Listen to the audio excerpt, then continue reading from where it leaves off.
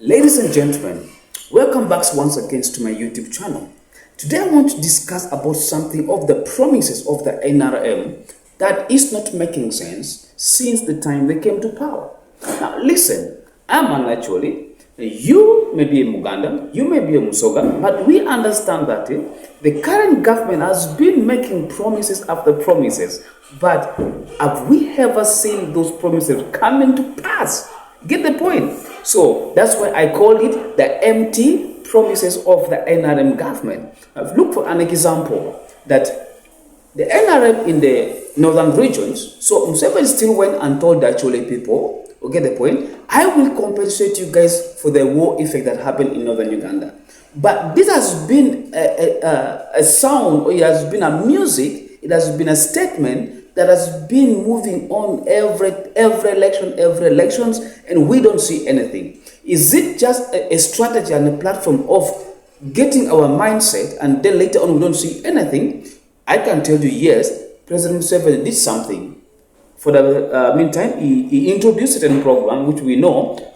Some people got it, but it wasn't that free and fair how people receive that compensation. You get the point? Now, not only that, now, when you go to the part of other regions, the same thing. So the question we're going to ask ourselves is the problems that the promises every time the president of Uganda keep promising us, is it the problem or the people that is working with, they are the problem to our country? Now, I will tell you that the problem we are having is that President Museveni make a promise, but the leaders that works with him are the one letting him down. For example, the leaders in northern Uganda, most of them, when this promising start, they look at the people who are related to them, the ones supposed to get this. And then at the end of the day, some people begin blaming President Museveni. Oh, he has failed to fulfill his promises.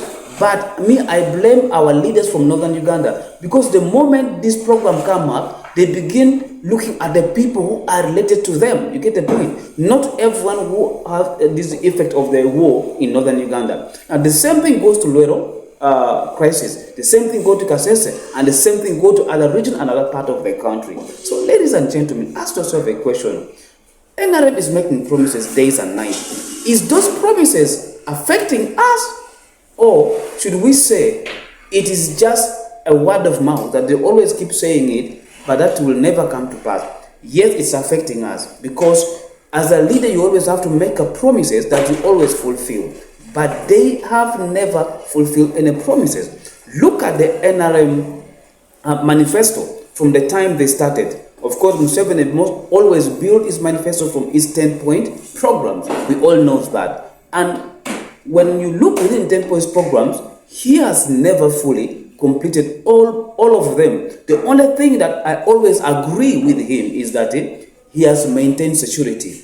But how sure are we that that security is going to be constant? Okay, now that is the question where every politician, every historian, they are asking themselves that question, that you are getting old. How should we trust that security that's going to be constant? We see that your son is the one taking over as a chief of defense forces, is getting ranked every day and night. So how sure are we? Is there a process, is there a program that has been put in place to govern the UPDF? Or will Uganda not go back in the era of those days of Amin and Obote? Now that is the question. But for now, for the time being, let's say that yes, he has done his part. Uganda will have security. But in terms of economic development, things are not going. In terms of unity that he has been preaching, unity is not there. Because we see different regions, still people are not yet united. So that means President Museveni has not yet done fully all of his manifesto that always give promises from when you start from 2016, 2011, 2021, now we're in 2026, I believe if it's to come back in 2031, if you go back and read the NRM manifesto from the beginning, there's nothing which is completely different. Me, I read all the NRM manifesto, but I will tell you, there's nothing. They only just keep changing words and language, but it is the same thing that they keep running on it, but they have never fully utilized them.